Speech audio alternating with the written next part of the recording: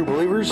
This is Head Speaks, a proud member of the Headcast Network family of shows. As usual, I am your host, Aaron Moss, aka Brother Head. And this is my, mostly monthly Headcast, where I talk about comics, movies, role-playing games, TV shows, and anything else geeky that I want. Sometimes I'm alone. Sometimes I manage to con a guest onto the show. So if you like comic books like Firestorm and the Atom, or movies like Back to the Future, or even the Star Wars sequels, or anything else geeky, this is the place for you. So let's get the flux capacitor fluxing, the TARDIS tarting, and let's say Shazam!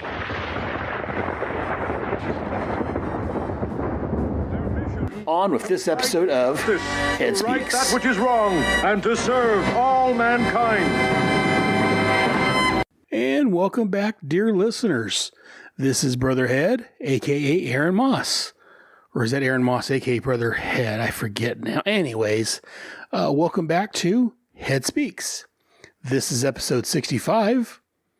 Today, we're going to start out with insert What's in Head's long box. So this month on What's in Head's long box, we're looking at The Power of the Atom number 6. Cover date was winter of 1988. The on sale date was September the 27th, 1988. Cover price was $1. The title of this, Time, See What's Become of Me. Writer was Roger Stern. Penciler was some guy named John Byrne. Inker was Keith Stan Wilson. The letterer was Bill Oakley. Colorist, Nancy Houlihan. This was edited by Mike Carlin. And the cover was done by Keith Stan Wilson. And this was reprinted in John Byrne's hardcover, which was released in 2018. So let's go and move on with the story. As I've been doing recently, we're not doing a synopsis anymore. I'm just covering the story, or doing the synopsis. I cover the story. So let's go and get started with the cover. We have our Power of the Atom cover on this, or the logo, I guess. And on the cover, we see Cronus working some controls. We have a buzzsaw with a clock on it running down towards the atom. In the motion, I guess, waves or motion lines of the saw, it says past tense. And below the atom, he's shrunk down. He's on a desk with a pencil and a ruler there. It says he's back. Cronus, the master of time. So overall, I enjoy this cover. I've enjoyed most of them. We have the Cronus in his new costume that we saw debuted at the end of last issue. We got the Atom again shrunk down as he's running from this saw blade with a clock on it. And again, we see I like it, but the Atom looks a little off. It's like he was drawn and then placed on it later. Or like, that's what it is. Those old color forms when I was a kid, where you have the figure, and actually they did them on some of the comics back in the 90s. I know there's a Superman cover they did that with, but anyways, it looks like they have a color form picture of the Atom they placed on it, because his feet, to me, don't look like they're quite lined up with how he's supposed to be running. I enjoy the cover, don't get me wrong, and that's my major real gripe with it, is that, yeah, the Atom looks like he's a color form that's been placed on the cover. And I don't know, maybe that's how they did some of these covers. I can't quite tell you. I wasn't there. But overall, it's a good coverage. The Atom looks a little like he's not quite drawn in properly. Almost like he like I say, he was just a color form that was pet on the cover. Moving on to the story itself, we start out with Ray in Ivy Town talking with Norman. Again, last issue we talked about how there's reporters saw him coming out of the Justice League embassy, so they thought he was joining up with the Justice League. And we find out here, again, if you missed last issue, and again, we do have a nice little last issue blurb where, if you're curious about it, where he says, they had one appearance at the embassy, and now apparently they're off across the world looking for the Atom tied up with the Justice League, which leaves him free to enjoy the Ivy Town Festival.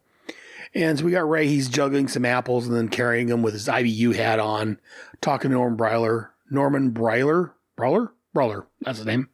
And my comments on this first page, Norm's face looks a little off, I think. I don't know. It just, Ray's talking to Norm, and in the second panel, we get a closer look at him. And Norm's face just looks a little off. I don't quite know what it is. But we find out that Ray, this is his hometown, so, he's going to the newspaper vendor, and the gal running it name's Molly. She's like, hey, morning, Dr. Palmer. What you be having? Just a USA Today. I need some light reading. And all of a sudden, Norm mentions that he can see through Ray. And then on the next page is a splash page, which I really like. It's a great splash page. And Ray's in his costume. And at first, when I first read this, I thought maybe that whatever was causing Ray to become insubstantial, I guess, was also causing him to change to his costume. But I think he did that when Norm pointed out that he was becoming translucent. Or maybe he felt the change. I don't know. But yeah, when we read in the story, apparently Ray changed to the Atom costume on his own.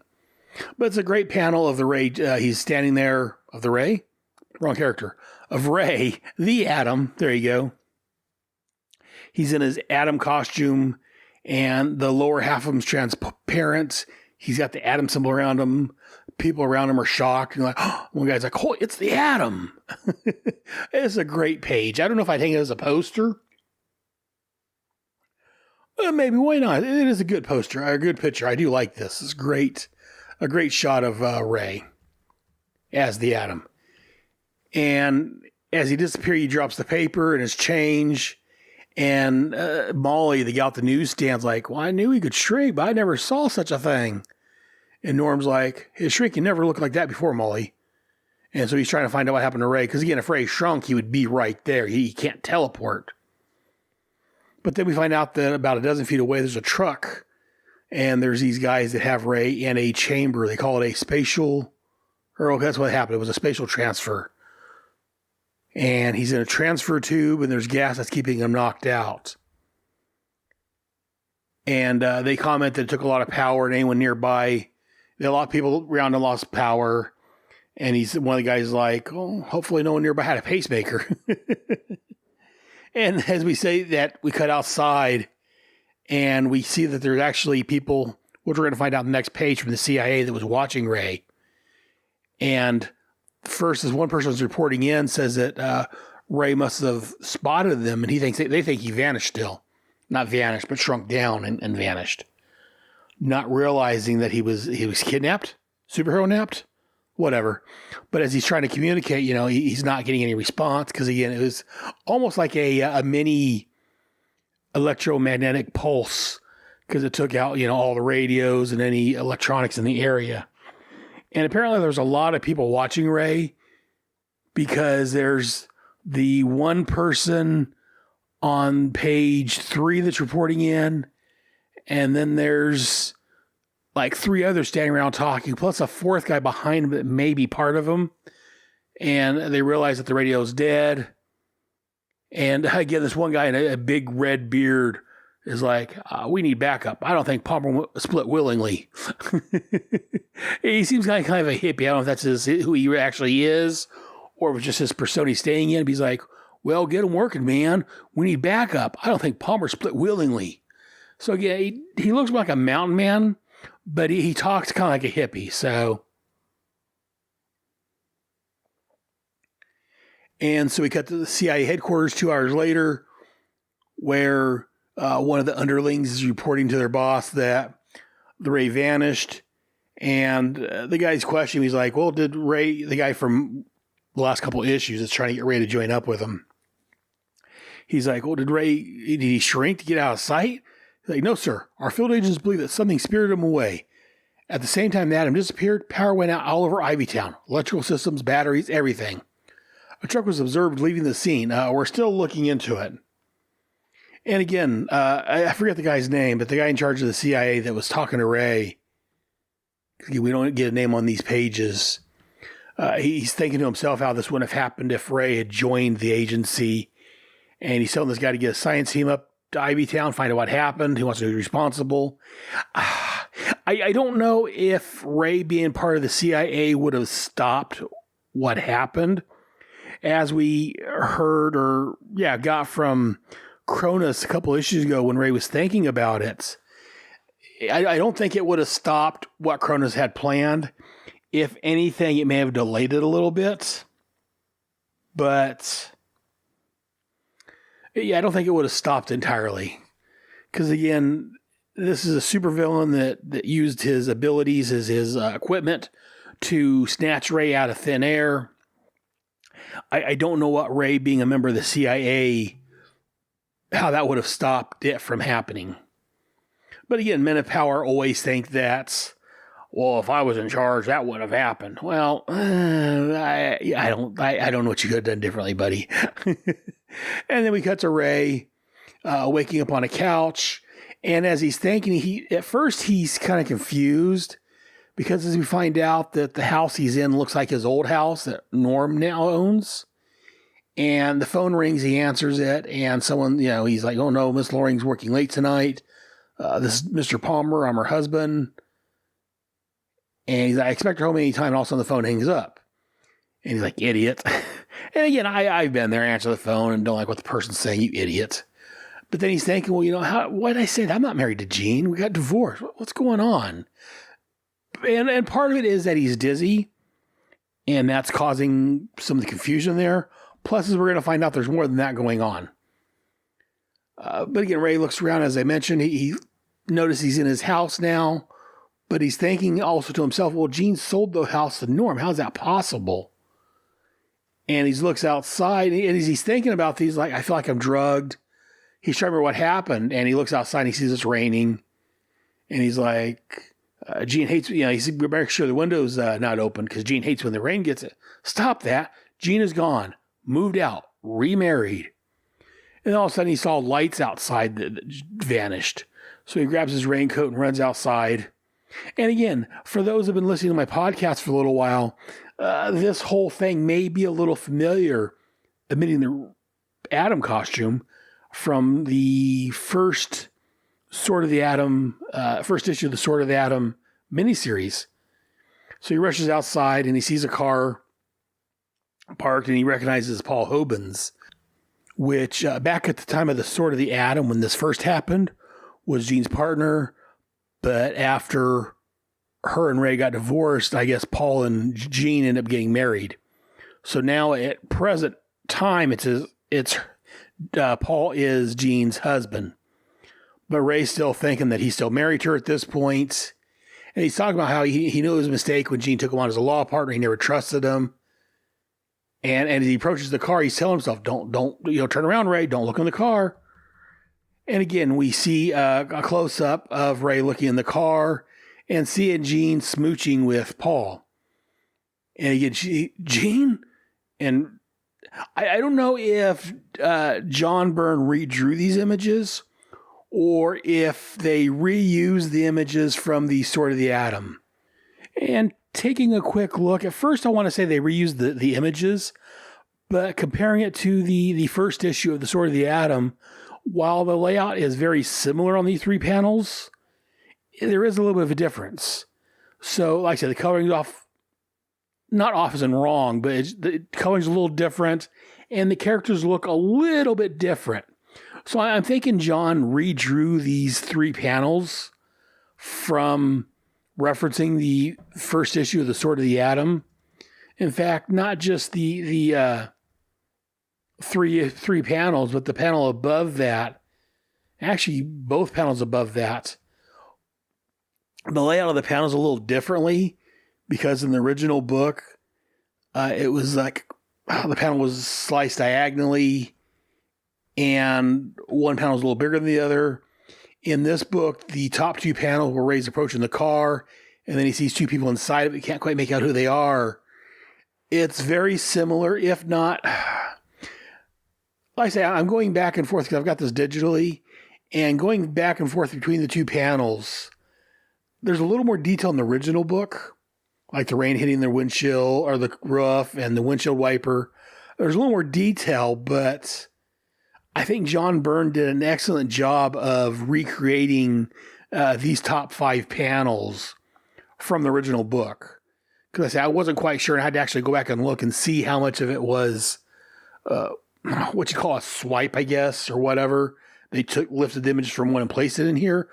But no, it looks like John went in and actually redrew these pages or these panels. So I think John did a fantastic job when he did these panels in this book. Because again, it's very reminiscent. And like I say, comparing them side by side, there are some differences, but the big strokes in the grand scheme of it's very, very similar. So I do like this. And again, this was, as I talked about, so long ago when I talked about Sword of the Atom #1, this is a very difficult time for Ray. He finds out his wife's cheating on him. And as I said back then, whenever it rains, even here in real life, sometimes I think about the Sword of the Atom and this book here also. Because I may have read this before I read Sword of the Atom, if I'm not mistaken, but don't quote me on that. Because again, I didn't get into comics, as I said, until like 87, 88. So I forget which came first, the chick or the egg. I mean, the Sword of the Atom or the Power of the Atom. But so yeah, so whenever it rains, I think of poor Ray in this situation, catching his wife cheating on him, and for other reasons that holds a very special place in my heart, my head, wherever you want to put it at. But that's not for here, or there, or here and there. Let's go move on to the story. So Ray, again, he runs off and he realizes that this isn't really happening, that this already happened in the past. They got divorced. Jean married Paul. They've moved on. And so Ray stops as he runs away and he's like, what's happening to me? Because he realized that something's not quite right. And then here we find out what's going on. We cut out on what is this, page 7. We get Cronus and a bunch of his lab people. And we find out that apparently Cronus has some sort of device that has electromagnetically encoded his memories, and he's able to make Ray relive painful memories from his past, things that he chooses. And again, I like this. As he's talking, he can hear and see Ray's thoughts in his dreams, or whatever you want to call it. And he's like, you're time tripping, Adam. My devices have electromagnetically encoded your own memories. I can force you to literally relive moments from your past, moments of my choosing. And one of his people's like, he can't hear you, Mr. C. I know that, Marine. Allow an old man to indulge in a bit of rhetoric. Just look at him. So I love the fact that Cronus is kind of monologuing for Ray, but Ray can't hear him. Ray's, oblivious to all this. And Cronus realizes this. He's like, let a man, monologue a little bit. That's what I want to do. That's what all his masterminds do. Ha ha ha ha. And again, they're commenting how even though Ray's reliving moments from the past, he's seeing himself in his Atom costume. And so Cronus is trying to figure out whether or not it's why he's seeing that, if it's his subconscious so strong, or if it's because Ray was in the middle of transforming when he got captured. They're not quite sure why Ray sees him in his costume. And the gal, Marine, tells him, well, maybe we should remove his costume. Maybe that might help keep him suspended longer, I guess. Either that or keep him gassed more. And Cronus tells us that, the material is bonded to him, so they can't remove the costume. And too much gas to leave him groggy. And he wants Ray to... he wants him to experience all this in a dream state, and he's afraid if he gasses him too much, he'll go unconscious. So I do like how they're explaining to us what's going on, why we're seeing Ray relive these moments. And Cronus has this all, in quotes, figured out. But it's a superhero comic. Ray's our hero. we know it's not going to last long. I do like here at the bottom of page 7, Cronus standing there in his current costume, thinking back about when he first met up with the Atom.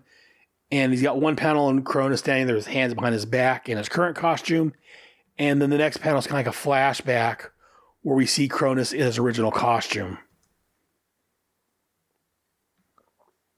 Next page, we have Ray socking him in the nose. And he's saying back about how he had a love of gadgetry and how the Atom kept interfering with his plans. The more the more Ray interfered with him, the more determined he became.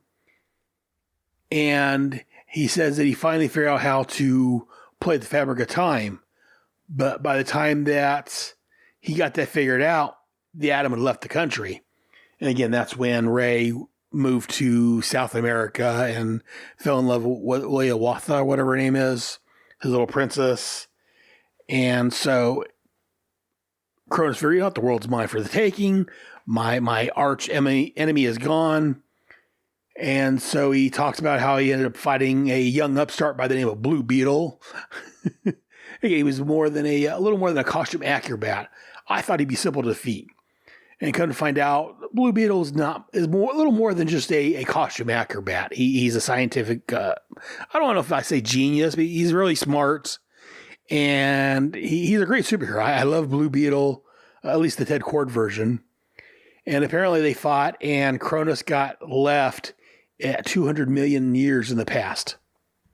And from Mike's Amazing World, it lets us know that apparently these details happened at the conclusion of Blue Beetle number 22. I've got those issues. I haven't sat down and read them yet. I need to sit down and read that Blue Beetle series at some point. Again, that came out, and when I started buying comics, that was at the end of Blue Beetle's book, so I don't think I ever picked any of them up. But I do need to read those. So anyways, I do like it, and that's one thing I wish they would have had in this issue, so Mike didn't have to tell me that, from Mike's Amazing World. They should have had a footnote here saying, see Blue Beetle 22, just to point people in the right direction. Otherwise, you're like, well, where did this happen at? So we find Cronus stuck in the past, and he's able to cobble together a status belt that he's able to sleep through the time. And we see him laying there, his costume's all ripped up, and he is got time going around, and we see dinosaurs and cavemen. We see Conan type characters, knights, soldiers, nuclear bombs going off. And we find out that he woke up right around the same time that the mystery Superman saves the space plane, which we find out that this tells us that was 7 years before he left. So again, this is in DC's new compressed storyline or timeline.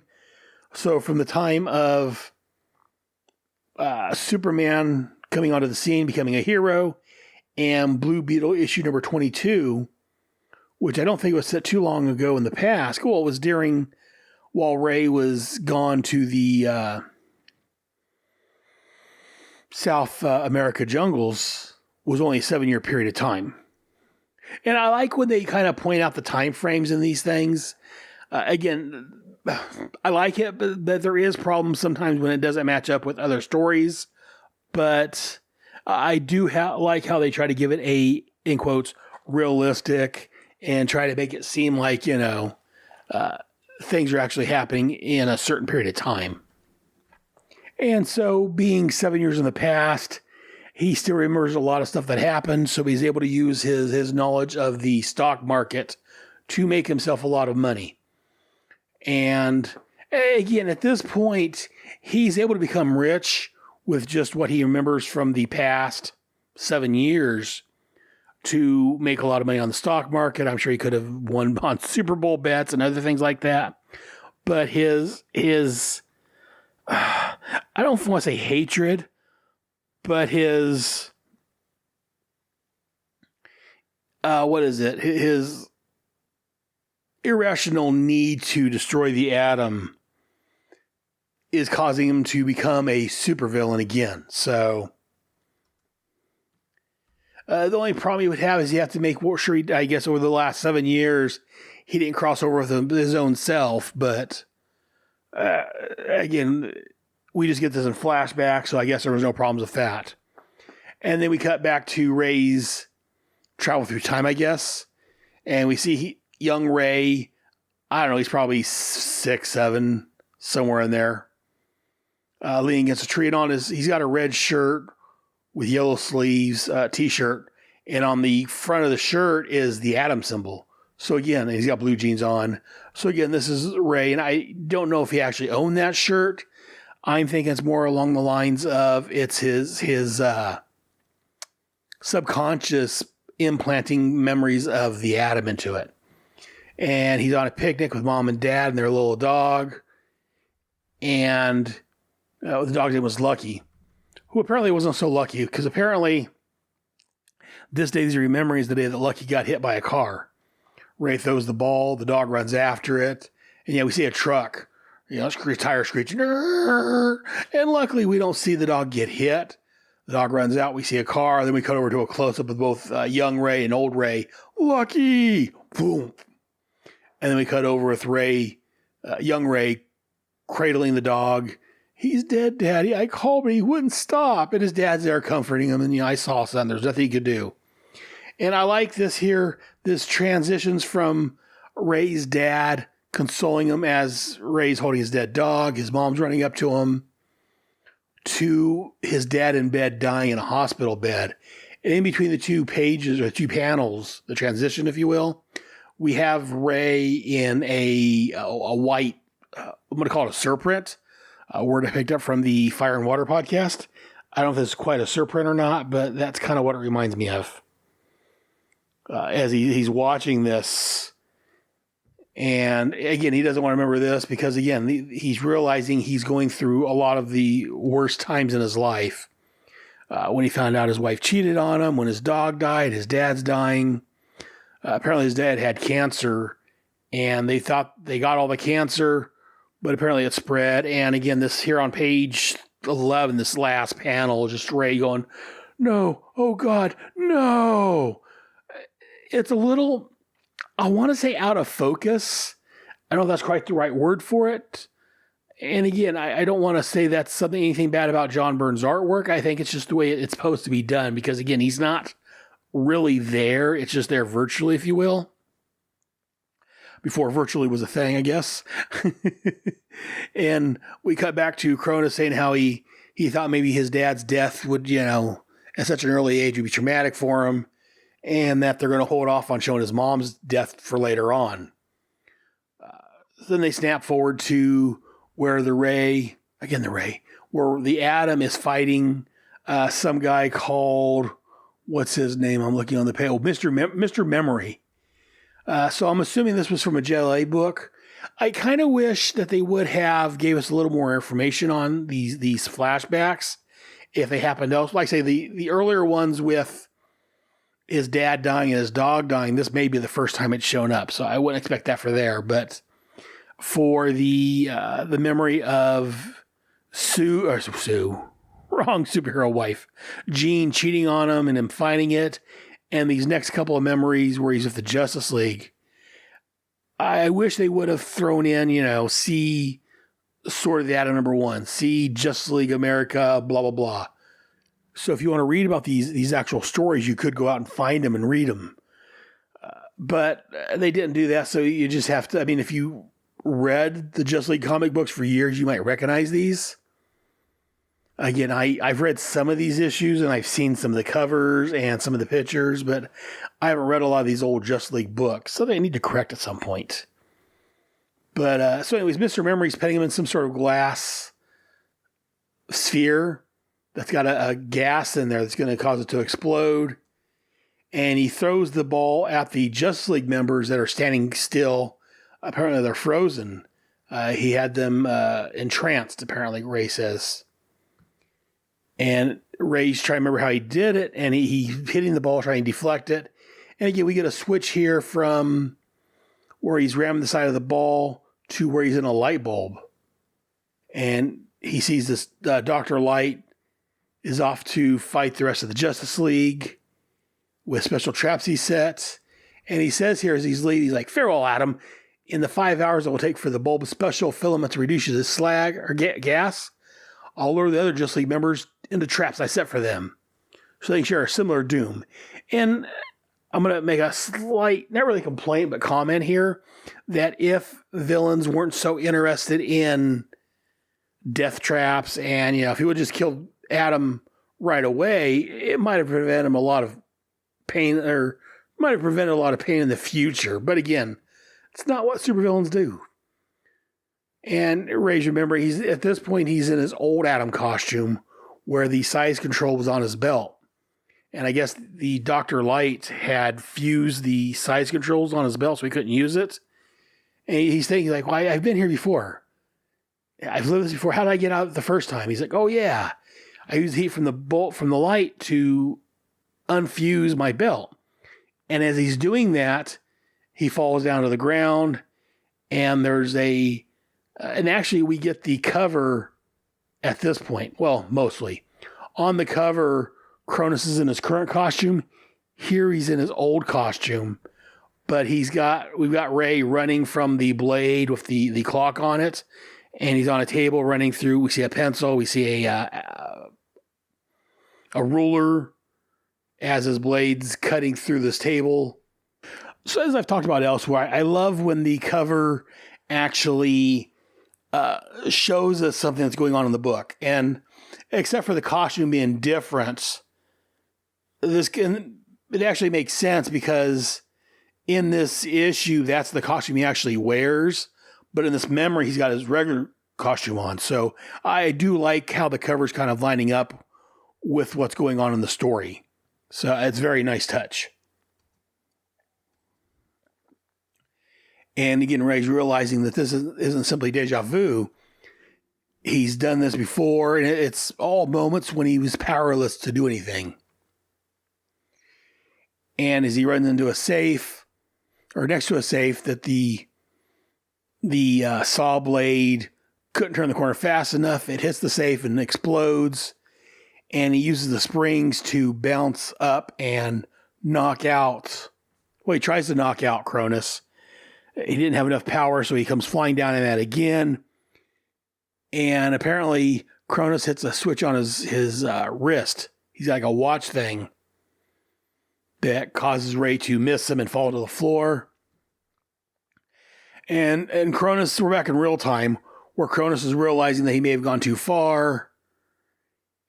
And the assistant that's standing there with him is like, well, the Atom's experienced, these entire sequence of defeats. He's left unconscious per the plan.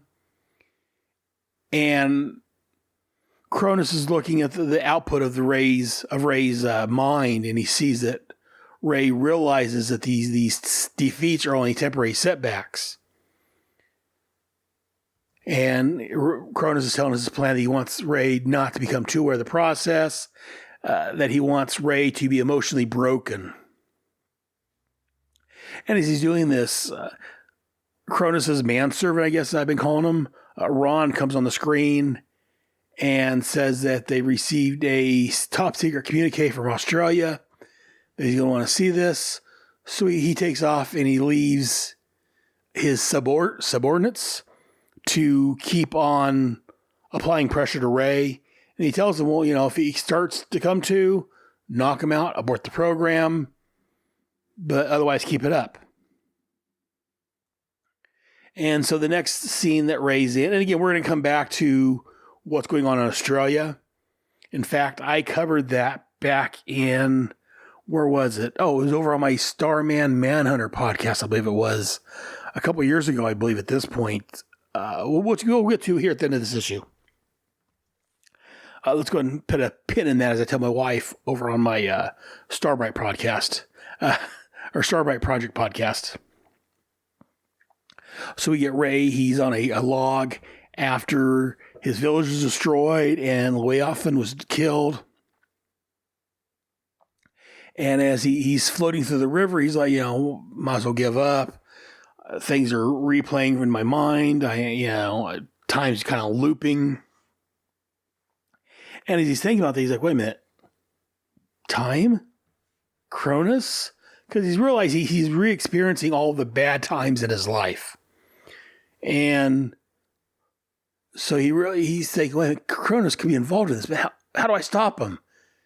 And before he can think of anything, he finds himself fighting some of the, I forget who these guys were called again. Some of that when he was in the New Morlade, the warriors that came in was fighting him, and they didn't like that a pink skin, in quotes, was trying to rule them. And Leviathan's there, and they chase off the bad guys, and they kind of celebrate, and they start kissing. And Ray's like, you know what? I'm lucky to be loved by such a woman. If there's just a memory I never want to forget, I wish it could last forever. And again, we've all got these memories that we have that we want to remember. So I do like that Ray's, even though he's had all these bad experiences, all these bad memories, if you will, popping up, he did have this one here that he's happy that he's in Leviathan's arms, kissing her. And back in the real world, we find out that this wasn't planned, that it must be, one of the guys calls it a previous out of sequence memory. And he seems frozen on that one time. So the gal in charge of it, I think her name was Marine, gives him some more knockout gas, and Leviathan she's like, I love you, Adam, as she fades away. And he's like, no, they're trying to make me forget, but I won't forget. I can't forget. And then he's back at the scene at the dead camp, remembering that it was the engineers that cleared the forest and nothing could do to stop them. It killed, Leviathan, Voss, all his people, they're all dead. And this final defeat, if you will, this final torturous scene is enough to snap Ray out of whatever it is that Cronus has done to him. And he's able to shrink down. The guys come running up because Ray vanishes. Like, there's a surgeon. We're not getting readings from Adam at all. No wonder he's gone. Well, the guy's, but where? And Ray, again, he's like, down here. Don't you know I'm called the Atom? Allow me to demonstrate, as he jumps up and knocks this guy out. And he starts taking out the Cronus' men, changing size, knocking them around, shrinking down, tipping them over. And he's like, I want some straight answers. Who's in charge here? Where is he? And Cronus is behind. He's like, behind you, Adam. And as Ray jumps at him, Cronus is able to move out of the way in time. Or actually, maybe it was just an image of him that he leapt at. And at this point, Cronus is telling them that they need to put their differences aside. They have to fight their common foe. What are you talking about? And Cronus is like, a threat to every man, woman, and child on this good earth. At this very moment, our world is under attack by a mass invasion from outer space. And again, you're like, well, what's this talking about? This leads into the invasion. And like I said, I covered this back in episodes of my Starman Manhunter podcast, so long ago. I forget which issues it was. It's been a couple years ago now. I covered the main 3 invasion books and how it ties into Manhunter and Manhunter crossover to the Flash and Starman and some other books. I didn't cover everything, just like I said, the main things that matter to Starman and Manhunter, because those are the books I was covering. But we're going to get a little bit more of Invasion next issue when the Atom crosses over into it. So again, this was Power of the Atom number 6. I really enjoyed this issue. I liked the artwork, and I thought the artwork was fantastic. Like I said, next issue we have Power of the Atom 7 with a different inker, different artist. So I do like John Byrne's artwork on this. John Byrne is one of those that in his early years, this wasn't his early years. He's been an artist for quite a while. But this was still when he was still, in my quotes, in my opinion, a good artist. Eventually he starts, I don't know if he gets lazy. Again, nothing bad about John Byrne. I don't want that to seem derogatory, even though it is. It's a lot of his characters start looking alike, and he gets a certain style. Here, I don't see that at this point. So, like I say, this was when John Byrne in my opinion, was doing great work. So that was Power of the Atom number 6. Let me know what you think. We're going to take a quick break, and we'll see what I'm going to do. Head Speaks will be back after these important messages. Afternoon, everybody. Ryan! How's that baby treating you, Mr. Daly? Like Thanos snapping his fingers at my bank account. In that case, how about a beer on the house? Sure, gotta give my mouth something to do between podcasts. Say, Ryan, I don't get how you have so much time for podcasting. Doesn't your wife want you spending time with the baby? Would you? Truth is, I think she's a little worried about how much time I'm spending with the kid, ever since his first words were Dagobah system. Now she wants me to go out and do something mature, something productive, and most of all, something lucrative that can support the family. So you're going to... Podcast about Cheers, yeah. That kid's not going to start college for 18 years. I got time. Cheers Cast, the podcast where everybody knows your name. Coming soon to the Fire and Water Network.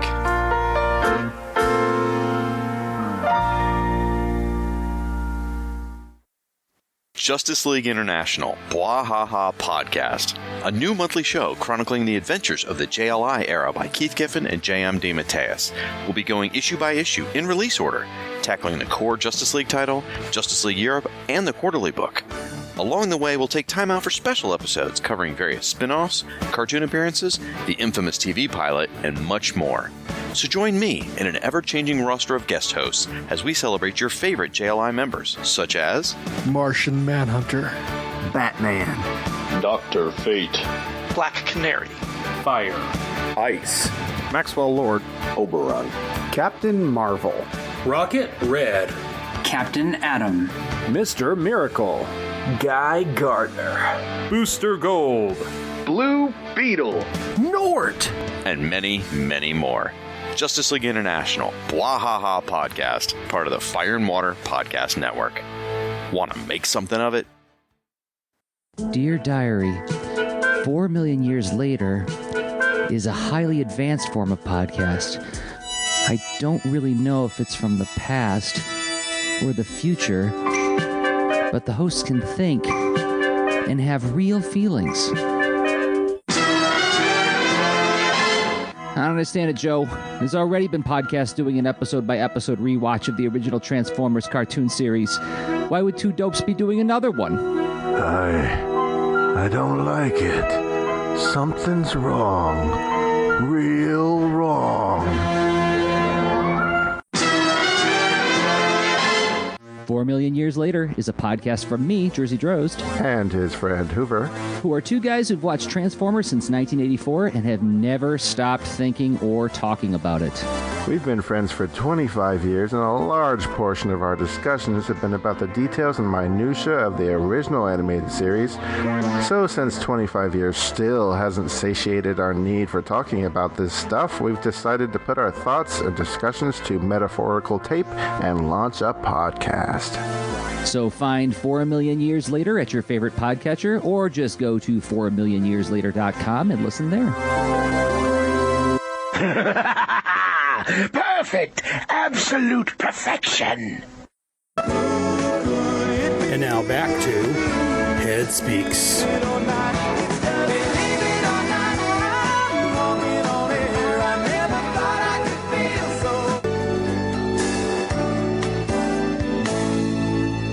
And now join me as we look at... Yo, Joe! Teenage Mutant Ninja Turtles! Who you gonna call?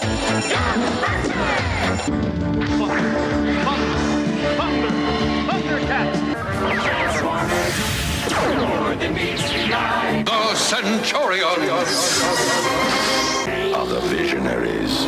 I am Dungeon Master, your guide in the realm. Geeking with Head. Now I know, and knowing is half the battle. G.I. Joe! So I was trying to figure out where to place this segment. under Geeking with Head or At the Movies with Head, Head's bookshelf, because it covers many different areas. And I decided to put it Geeking with Head just because, again, it's such a broad category, and as we're going to find out, it covers so many different areas that I think Geeking with Head is probably the appropriate area. Let me know what you guys think. This month, we're going to look at the Hardy Boys and Nancy Drew, or the Hardy Boys Nancy Drew Mystery Hour. Basically, we talk a little about the Hardy Boys Nancy Drew books, TV shows, movies, and all that kind of stuff. So growing up, I was always a big reader. Always had a book in my hand. I still do. In fact, well, not a physical book. I've got everything on my phone now, but I'm always reading. And growing up, some of the books I loved was, besides the Choose Your Own Adventure books, I used to love the Hardy Boys, Nancy Drew, the Three Investigators, Encyclopedia Brown, The Great Brain, all these kid detective type books. Loved them all. I used to go to the library all the time. Like I said, I read almost all of them. It seems like I read all of them, sometimes a couple of times, but I was a big fan. So I'm going to talk about the Hardy Boys and the Nancy Drew, because again, those were probably my favorites out of all the ones I listed. So let's look at the Hardy Boy books first. First, the origins of the books. And I got a lot of this from Wikipedia. In fact, most of this came from Wikipedia. And so I'm not, again, it's Wikipedia accurate, however accurate that is. So the series revolves around teenagers who are amateur sleuths solving cases that stump their adult counterparts. The characters were created by American writer Edward Stratmeyer, which was the founder of the book packaging from Stratmeyer Syndicate.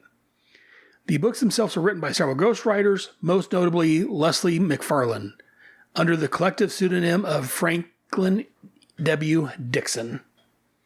The Hardy Boys evolved since their debut in 1927. From 59 to 73, the first 38 books were extensively revised, largely removed depictions of racial stereotypes. They were also targeted towards younger boys by being rewritten in a simpler, action-oriented style to compete with television. In fact, I'll say these are probably the books I read. I probably read the reprints of them because, again, I started reading these in the 70s. So that would be my guess. That and looking at the covers I remember were the reprint ones, not the original covers. Then there was a new Hardy Boy series, the Hardy Boy Case Files, in 1987. By this time, I had stopped reading the Hardy Boys books, so I saw them, but I didn't get into them because, again, I was 17. I was graduating high school the next year. A lot of other things going on, girlfriends, things like that. And I was more into comics at this point. So I'd kind of gotten out of the Hardy Boys, but they've always held a special place in my heart.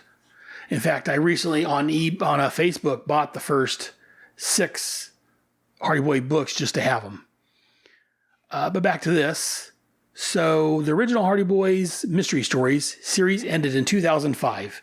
A new series, Undercover Brothers, it was a movie, was launched the same year, featuring updated versions of the characters who narrate their adventures in the first person. Undercover Brothers ended in 2012 and was replaced in 2013 by the Hardy Boys Adventures, which was also narrated in first person. The premise of the Hardy Boys was that Frank and Joe Hardy are fictional teenage boys and amateur detectives. Frank is either 18 or 16, depends on which version of the book you get, while Joe is either 17 or 15 in the earlier books. They live in the city of Bayport on Barnett Bay with their father, Detective Fenton Hardy, their mother, Laura Hardy, and their aunt, Gertrude. The brothers attend high school in Bayport, where they are in the same grade, but school is rarely mentioned in the books and never hinders their solving of mysteries, oddly enough. In the Holt stories, the boys' mysteries are often linked to their father's confidential cases. He sometimes requests their assistance, while at other times they stumble upon relevant villains and incidences. In the Undercover Brothers series, the Hardys are members of and receive cases from the American Teens Against Crime. The Hardy Boys are sometimes assisted in solving mysteries from their friends Chet Morton, Phil Cohen, Biff Hooper, Jerry Gilroy, and Tony Prito, and less frequently by their platonic girlfriends, Callie Shaw and Iola Morton, which is Chet's sister. In each novel, the Hardy Boys are consistently involved in adventure and action. Despite the frequent danger, the boys never lose their nerve. They're Hardy Boys, luckier or more clever than anyone around them. They live in an atmosphere of mystery and intrigue. Never were so many associated villains committed in a simple American small town. Murder, drug peddling, horse racing, kidnapping, and drug smuggling, bank robbing, kidnapping, dynamiting, burglaries, metal malpractice, big-time auto theft, and the hijacking of strategic materials and espionage was all conducted with Bayport as a nucleus. With so much in common, the boys are so little differentiated that one commenter facetiously describes them as thus. The boys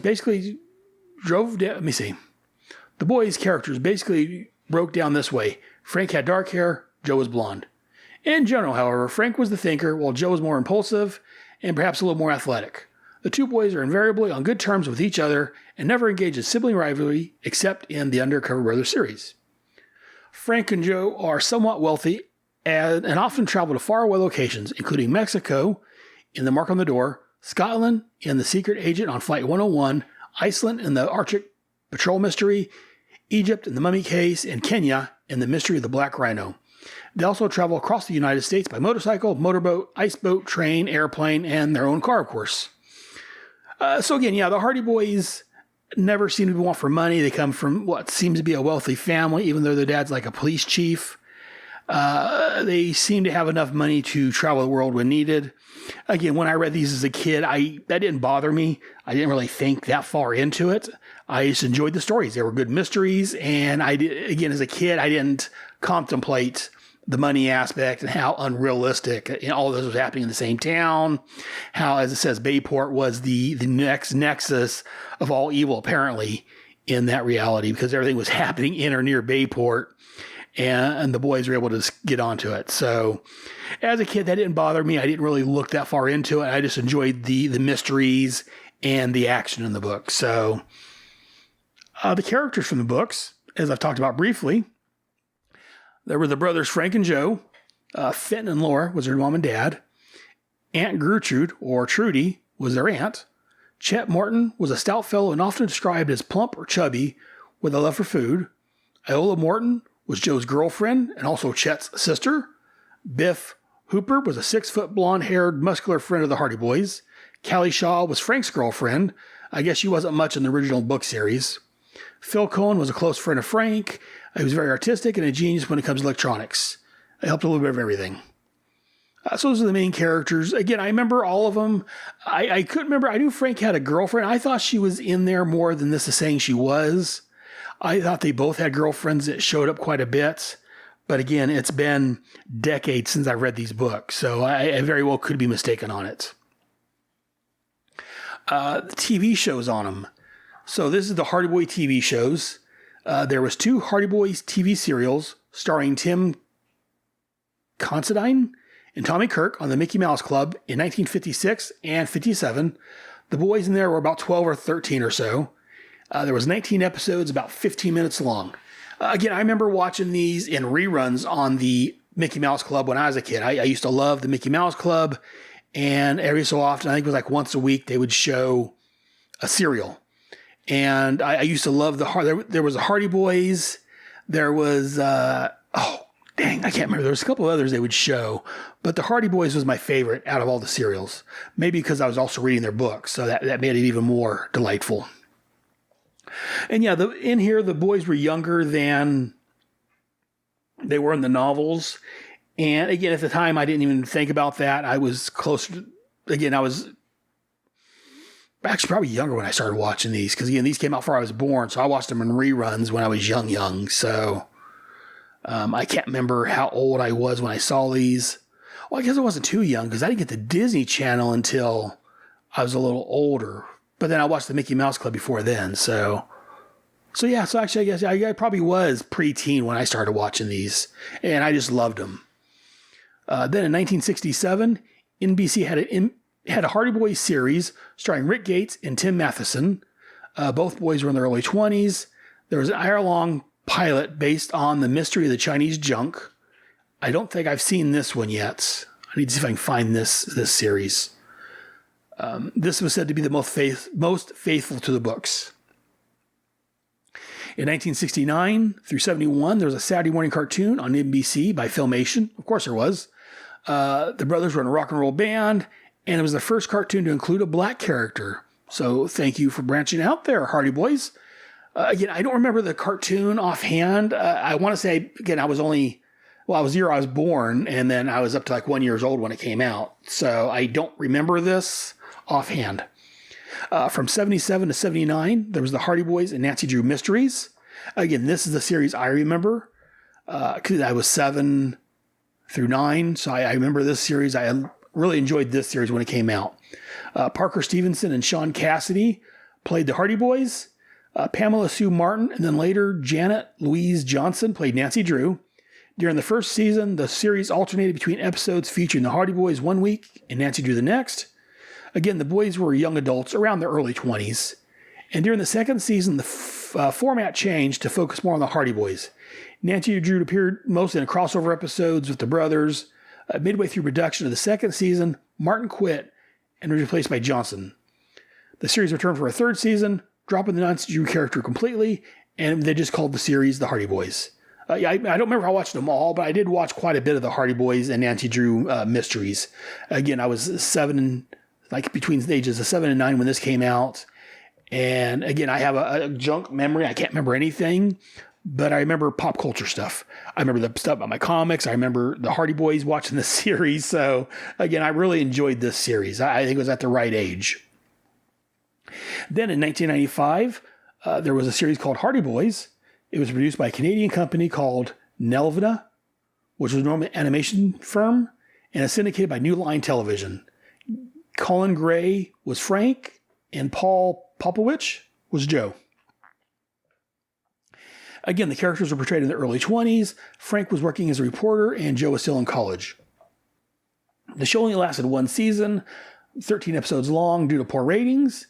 And there was also another series called Nancy Drew that ran alongside it, and it suffered the same fate. I actually found this series on Tubi and watched all 13 episodes. While it wasn't fantastic, it wasn't a bad show. Like I say, it was about half hour long each episode. Everything was mostly wrapped up at the end of the episode. Wasn't a whole lot of continuing subplots or anything. But overall, I thought it was a decent show. I didn't mind watching it at all, though I could see why maybe it wasn't so popular in the mid-90s and it was canceled. Finally, in 2020 on Hulu, there is a new Hardy Boys series. I think it was the second season just ended. It stars Rohan Campbell as Frank and Alexander Elliott as Joe. I found this on Hulu. I've watched both, I think it's 2 seasons. Both seasons. I'm really enjoying it. I think it's a good series. I hope it continues. They're made some changes I don't know if I approve of. Aunt Gertrude, in here, she goes by Trudy. She's younger. I think the actress who plays her is a beautiful woman, but in the series, she's gay. In the books, they didn't really... Again, if I'm not mistaken, Aunt Gertrude was older. She was in her 50s or 60s or something like that. Says the 52-year-old man. But I think Aunt Gertrude was older, and maybe even a little bit older than that, I want to say.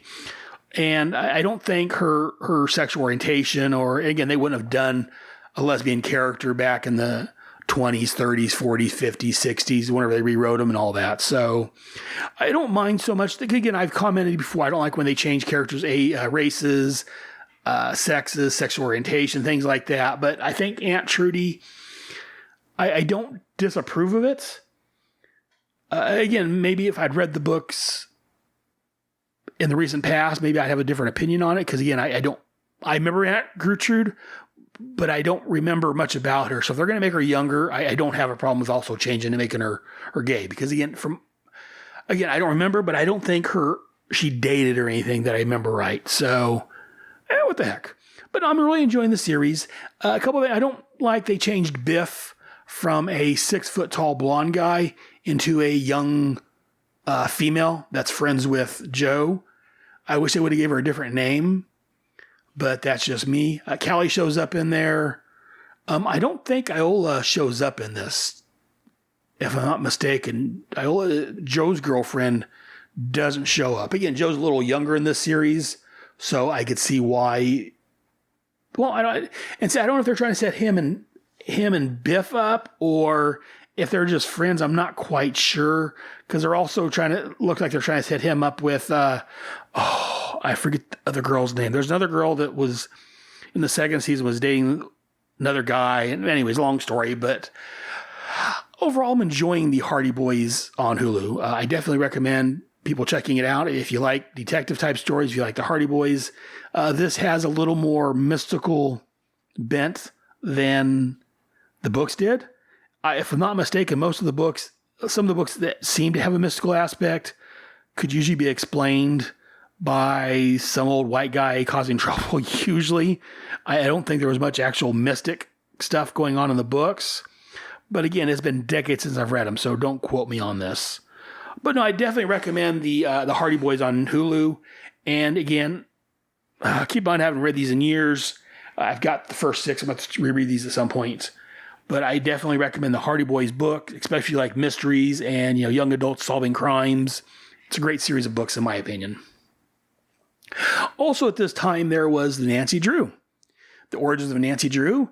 The books were ghostwritten by a number of authors, much like the Hardy Boys, and it was published under the pseudonym Carolyn Keene.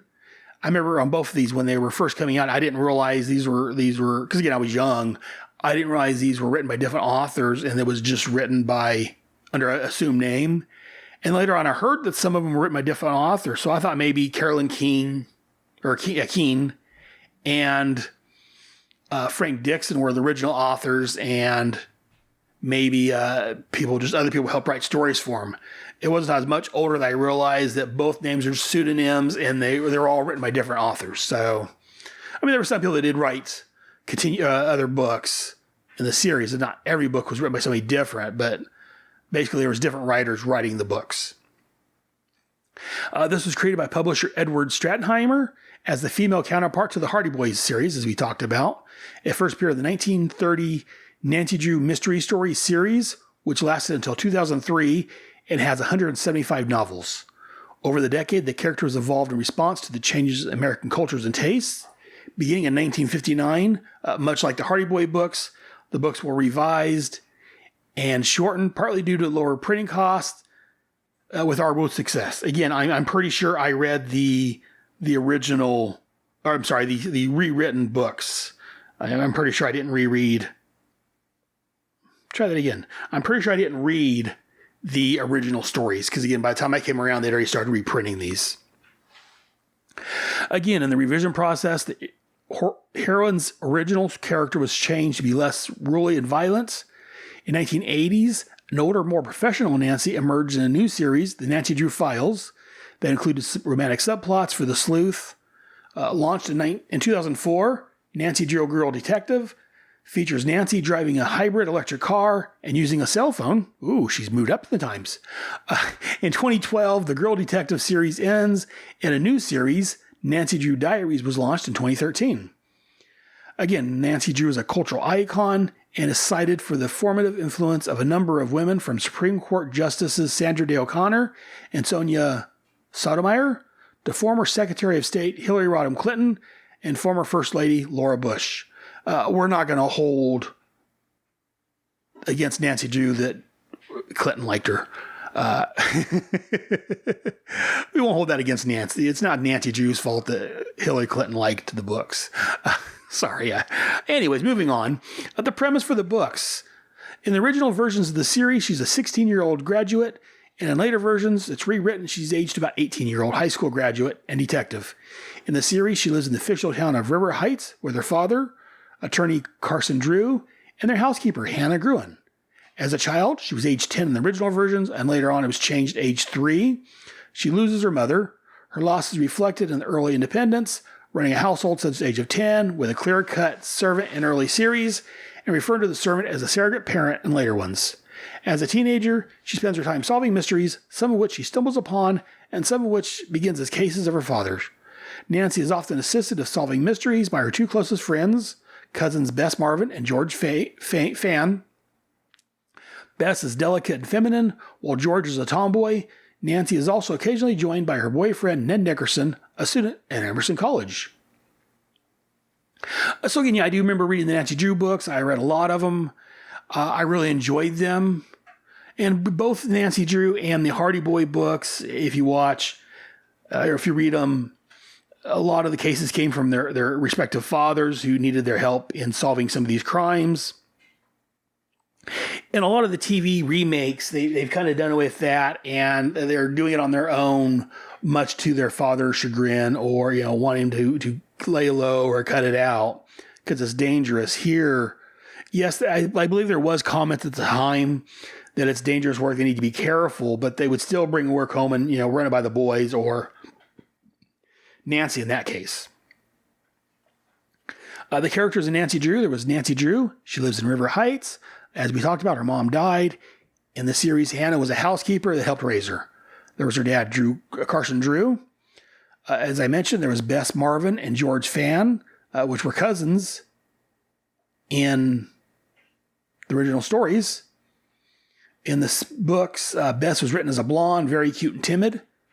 George was an only child. She was best friends to Nancy. First cousin to Bess, athletic tomboy, dark hair. Nick Nickerson's Nancy's boyfriend. Hannah Gruen was a housekeeper. She helped raise Nancy. In which I'm going to talk about here in a little bit, the CW series, they changed Hannah into the keeper of a historical society. She's no longer the housekeeper for the Drew household. It's just Nancy and her dad, because her mom in the series passed away also. But we'll get to that. Moving on to TV shows, from 77 to 79, there was the Hardy Boys Nancy Drew Mysteries. This was praised as the most accurate for Nancy Drew. I talked about that earlier on when I talked about the Hardy Boys. Go back and listen to that if you want to hear that again. Wasn't a lot of information on that. Again, I do remember that series. And again, as I said, I do remember enjoying it. In 1995, there was a new series starring Tracy Ryan as Nancy. This one here, she was a 21-year-old criminology student, moved to New York City, and living in an upscale apartment complex called the Callisto. She solved various mysteries with Bess, played by Jean Irwin, Gossip Calls at the Rag, and George Fan, which was played by Joey Tanner, a mail carrier and amateur filmmaker. Scott Speedman reoccurred as Ned Nickerson, who works at a charity missions in Africa and was her on-again, off-again boyfriend. Also, they crossed over the last 2 episodes with the Nancy Boys? With the Hardy Boys series I mentioned earlier. I've watched this on Tubi also. It was an interesting show. I enjoyed it. She moved into the first episode, she moved into the Hotel the Callisto, and that's what the whole entire first episode was about.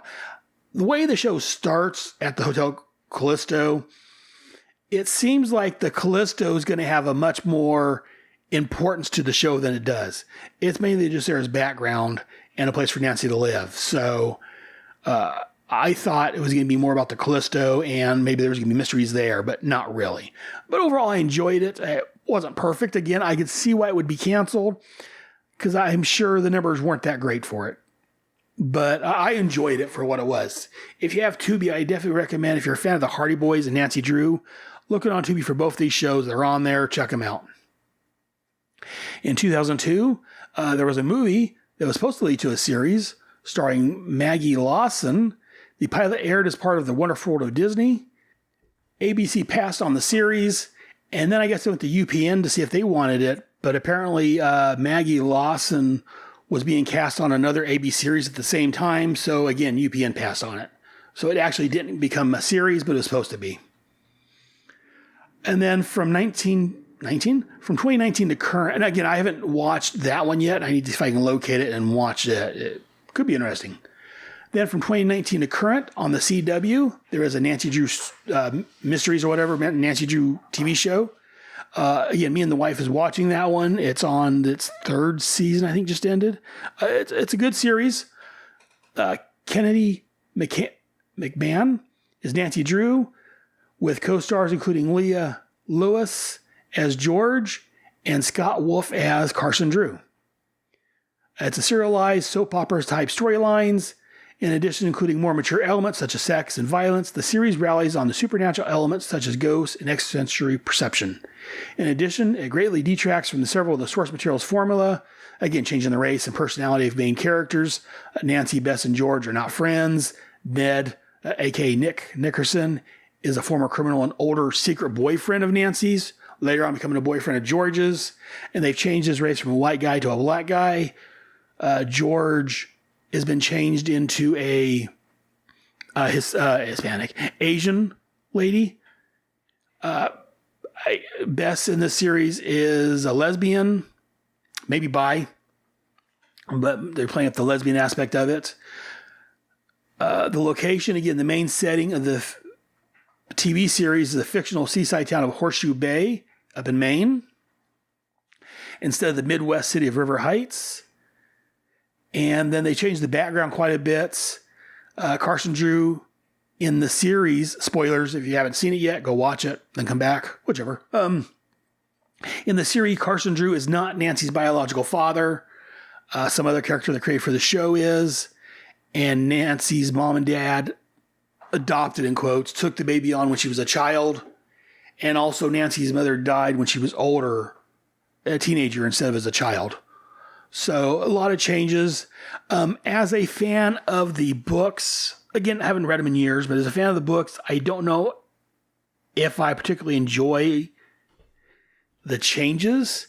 And I don't want that to come out the wrong way. I'm enjoying the series, but I don't know if I like some of the changes. Again, as I've said elsewhere, I don't like when they change the race of a character just to change it. They changed Ned into a black guy. Again, if they wanted her to have a black boyfriend or eventually become George's boyfriend, especially since they don't date very long, I think personally it would have been better if that, because the guy's doing a great job, the actor, I don't have his name right in front of me, but the guy that plays Ned is doing a great job. He's a decent actor. I think it would have been better myself if they would have gave him a different name. And that way they could have introduced Ned Nickerson as Nancy's boyfriend later on if they want to, but they've got her involved with a cop. They're involving her with Ace, one of her friends in the show. So I don't know. It's a good show. I'm really enjoying it. They are leaning into the supernatural aspect and the more adult angle. I mean, in the first episode, her and Ned's having sex, and then they get done. She pulls her skirt down, and goes and waits tables at the cafe or the diner she works at. So and me and the wife always joke about that, after having said, "Oh, now it's time to go wait tables," It's just funny. But overall, I'm enjoying the series. I think that Kennedy McMahon does a great job as an older Nancy Drew. That plus she's hot. So again, I'm a male sexist pig, so that always works for me. But and they have Scott Wolf as Carson Drew. I think Scott Wolf's a decent actor, a good actor even.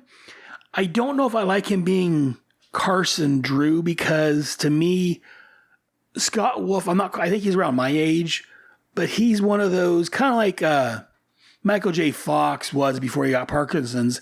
He's got that eternal youth look. Scott Wolf looks much too young to have a 20-something-year-old daughter, in my opinion. So I don't know. And maybe, again, I'm 52 and I've got sons that are 28, 29. So what do I know? But I always imagine Carson as being an older gentleman. So, and that I don't remember if it's depicted that way in the book or if it's just my memory doing Brotherhead memory tricks on me. But it's hard for me that. Plus the guy that plays her actual real dad looks too young to be her dad. He doesn't look like he probably is old enough, but he doesn't look like he's old enough to have a 20-year-old daughter. He looks like he's in his late 20s himself when he should actually be in his, he figured he had him got Nancy's mom pregnant in high school, I believe it was, their senior prom. So you figure he's 18, so he's 18, 38, 40, somewhere in there. So yeah, I don't know. It's just a lot of these, and maybe again, it's part of I'm getting older, but some of these actors look too young. I don't know. Not that they're doing a bad job. They're doing a great job on the series, in my opinion. It's just the age looks a little off, but again, I'm terrible at ages. So what do I know? Moving on to Nancy's films. 1938 through 1939, there was 4 films, about 60 minutes each. Bonita Grenville was Nancy Drew. John Lytell was Carson Drew, and Frankie Thomas was Ned Nickerson. Actually, I guess they called him Ted Nickerson. They changed it from Ned. Renee Raneo and Frank Orth appeared in some of the films as Effie Schneider and Captain Tweedy. Their shows were called, the first one was called Nancy Drew Detective, which came out in November of 1938. It was loosely based on the password to Lurkspar Lane. Next one was called Nancy Drew Reporter, February of 1939. The third one is Nancy Drew Troubleshooter, June of 1939. And the last one was called Nancy Drew and the Hidden Staircase. Came out September of 1939, based loosely on the Hidden Staircase book. I don't remember seeing these. I don't think I've ever seen them. I think these may be the ones I saw on Tubi, I think it was, and I bookmarked to watch. I just haven't gotten that far because I've got a lot of shows on my list to watch. But I'm going to have to check that out and see how it is. Then in 2007, Emma Roberts was in a movie. This film saw Nancy move into L.A. with her father on an extended business trip and picking the house of a murdered movie star as their house to solve the old cold case. Apparently did okay, and there was no further movies made. I haven't watched that one yet. I need to. See if I can find that just because it's Nancy Drew. And I like Emma Roberts. I think she does a good job as an actress, so I definitely need to check that out. I don't think I've seen that one yet. In 2019, there was Nancy Drew and the Hidden Staircase. This starred Sophia Lilas as Nancy. The first movie, that was the only movie so far, was adapted from the Hidden Staircase. I believe I did watch that one. It wasn't too bad. I think I enjoyed watching that one.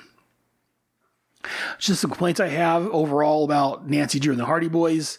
And I've mentioned these earlier. The changing of sex and race of characters. As I said over on Hardy Boys on Hulu, Biff was changed to a girl and Chet was changed to a black guy. And then over on Nancy Drew on the CW, Ned was changed into a black guy. So again, I personally, and no matter what it is, like I say, I've complained about Spawn, the same thing. They changed. I love D.B. Sweeney as an actor, but they had him playing Terry Fitzgerald, who in the comics is a black guy. I didn't like that change. If you're going to change the race or sex of a character, I say just give him a new name. That's my own opinion. Apparently a lot of people disagree with me. People think I'm crazy. Whatever it is. But if you're going to make changes to the characters or changes to their personalities, changes to this or that, in my opinion, you should change the name also. Give them a new name, because if it's not the same character, why bother giving them the same name? All you're doing to me is you're trying to shortcut your way into making a likable character. This character's name's got a fan base. Let's go ahead and use this character's name, but change everything else about him. To me, that's lazy writing, and it's saying that minorities that they're changing these races to don't deserve their own characters. So that's one big complaint I have, no matter what fiction it is, changing the race, sex, or whatever of characters just for diversity's sake. I say actually be diverse, be creative, make a new character. But even with those complaints, both the Hulu series for Hardy Boys and the CW Nancy Drew series, I'm enjoying them both. I definitely recommend you check them out. Let me know what you think. Have you guys seen the Hardy Boys, any of the shows I've talked about, or any of the Nancy Drew shows or movies or anything I've talked about, read any of the books? Let me know what you guys think. I would love to hear from you guys. You can email me as usual to head@headcastnetwork.com. I would love to hear from you. Also, I do have a phone number set up, as I've mentioned before. I'll mention it again. I've got a phone number set up that you can call in, leave a message on if you want. That phone number is area code 559-500-3182. Again, it's the Headcast voicemail line. It's 559-500-3182. Give me a call. Let me know what you think. Do you enjoy these books, the shows, the movies, whatever it may be? Definitely let me know. I enjoy hearing from you guys. But am I crazy? Do you guys, is these books horrible? Am I just remembering something from my childhood that I really enjoyed that actually looking back isn't so good? I don't know. Like I said, I've got the first 6. I'm in Manland right now. Still not put back together after my son moved out, but I do have some things in here. And across the way from me where I'm looking at, I've got some of my G.I. Joes on a shelf. And I've got some Quantum Leap novels, and I've got the first 6 books of the Hardy Boys. So I'm going to have to reread some of those and see if I think they held up. But overall, I enjoyed the detective aspects of both books. Again, when I read these, I was young. So I enjoyed reading these mystery books about these other young, in quotes, heroes, in quotes, solving mysteries. And I liked in the books, even though it may be unrealistic, in quotes, I'm doing a lot of in quotes, that their parents, their dads basically, would bring them mysteries home that they couldn't solve at work. Either the police detective or the attorney would bring home, well, I've got this problem at work. What do you guys think? And lay it out for them. And the kids would say, oh, well, here's where you're missing. Or, they would investigate on their own and get into trouble. Their life would be in danger and they would get out at the last minute. In fact, I think it was one of the Hardy Boy books is one of the ones I read when I was a teenager or maybe younger, if I'm not mistaken. And I remember there was a story where they were tied up and they explained how they were able to get out is that when they were tied, their hands behind their back, they had their wrists turned a certain way. And that way it looks like it was tight together, but when they shifted the wrist just a little bit, it gave them enough slack to get their hands out of the rope. That's one thing I've always remembered and there's certain things I remember, whether it works or not, it's a different story. Like over in G.I. Joe, one of the first books I picked up, there was an issue where a couple of the Joes was captured by some bad guys. I don't think it was Cobra in this book. I think it was somebody else in this issue. They were overseas, and it was Dusty and Mainframe. And Dusty, I think, was knocked out. He was more of the fighter. Mainframe was their computer guy, and had this little Saudi Arabia, Israeli, whatever kid with them. And the kid respected Dusty because Dusty was a soldier, where Mainframe did woman's work. He worked on computers. That's all women stuff. And this guard comes in, and he's got Dusty captured. And Mainframe just drops to his knees and starts begging, oh, please don't kill me. I don't want to die. And the kid's like, you pathetic coward. You shouldn't be groveling. And as the guy goes to kick Mainframe grabs the guy's boot and is able to throw him down on the ground and capture the guy, which impressed the little boy. And like, oh, you're more of a fighter than I thought you were. That's another thing, that scene from a story that sticks in my mind. Much like, say, the Hardy Boys, that's where I came from, a long way around. I do remember that they had their hands, say, tied behind them, and they were able to flick their wrists just a certain way so it looked like the rope was tight, but then they loosened moved their wrist just a certain way, and it was loose enough to slide out. I thought that was a nice touch. And they do a lot of things like that. In fact, I remember there was another book I read as a young teenager, and I forget the name. I found it here on eBay. I'm going to have to buy it at some point when I got some extra cash. It was like a Hardy Boys Mysteries how-to book, how to become a detective yourself. And it outlined certain things you could do. You could make like a fingerprint kit at home. And it was, again, it's been decades since I've read it, but there was some black, was it baby powder? There was something you could use and you could sprinkle over something and then use tape to lift a fingerprint. Again, I never really got around, never tried it, but it sounds interesting. Or did I try? I don't remember. Again, I read these when I was my mid-teens. So you figure it's been 30 some odd years since I've read these. So if not more than that, 35 some odd years since I've read these books. So, but certain things like that stick out of my memory. I remember, again, I don't remember any of the details of the books, but I do remember always, especially in the summertime, because during the school year, I'd get books from the school library. And I would get Hardy Boy books there too. But during the summertime, I'd always go to the town library. And when I was younger, I know they'd have stuff down in the basement for the kids' activities and stuff. But I would always go and do the activities. And I would, either beforehand or afterward, I would go to the main library itself and I would read different books. And I would read through, like I said, the Hardy Boys, the Nancy Drew. I mean, that was aimed more for girls in quotes. But again, I didn't care. I was a reader. I read both series, along with the other ones I mentioned earlier. And I may talk about some of them some other time, but I just want to talk about Hardy Boys and Nancy Drew. For one, they're still relevant. I mean, they still got shows, again, as I said, on Hulu and the CW for them. And the books, you can still find them if you look around. I see them at bookstores. And like I say, I don't know if I'm going to start collecting them again just to have them, because I don't have enough spare time as it is, especially when I'm filling myself up with podcasts. But again, that's another story entirely. But let me know what you guys think. I've already given my information earlier. I would love to hear from you guys.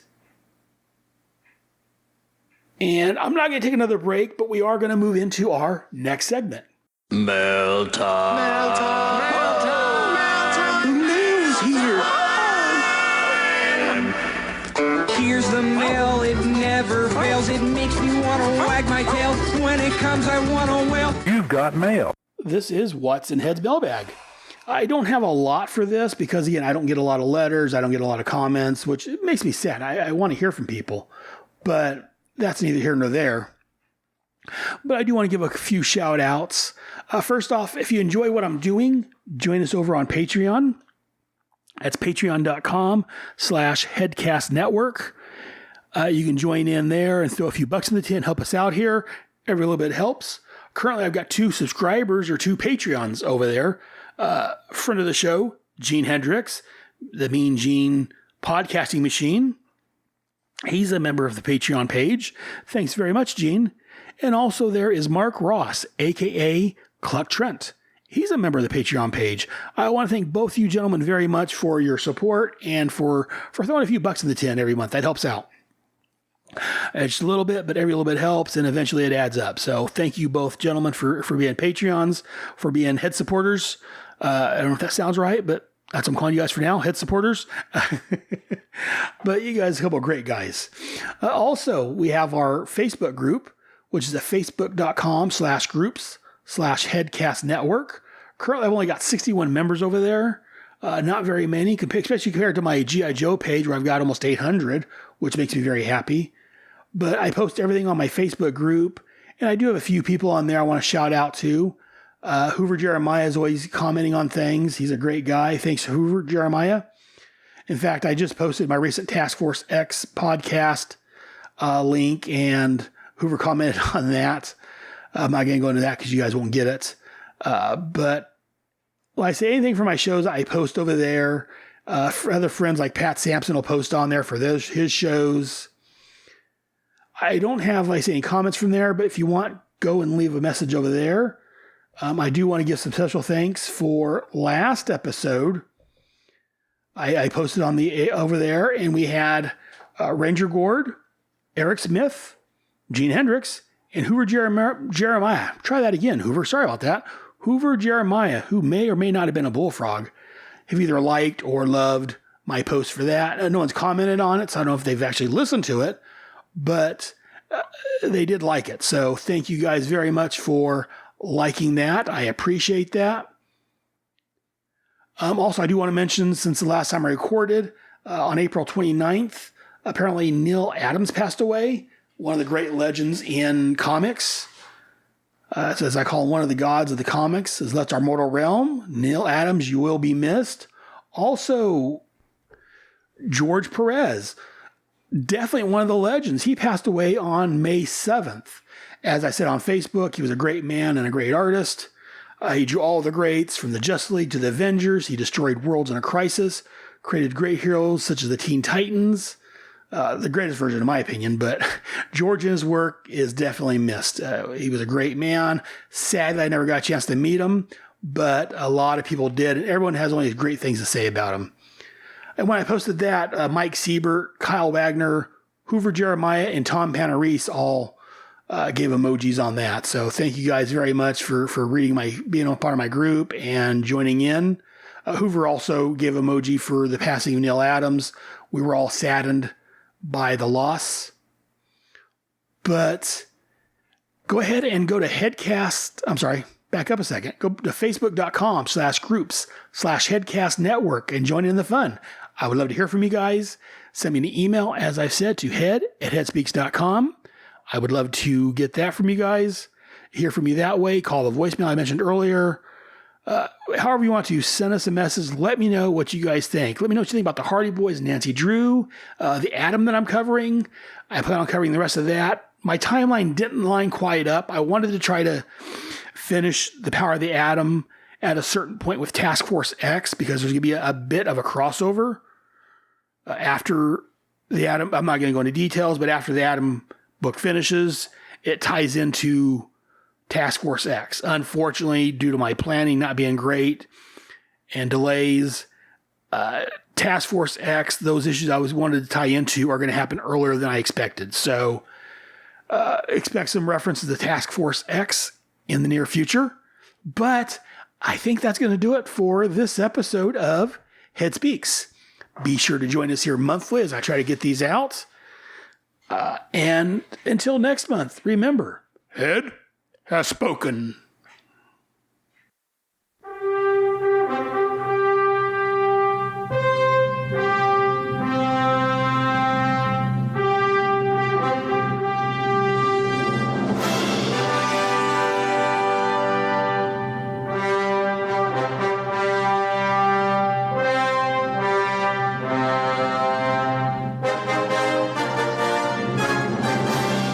Thank you for listening to another fantastic episode of Head Speaks.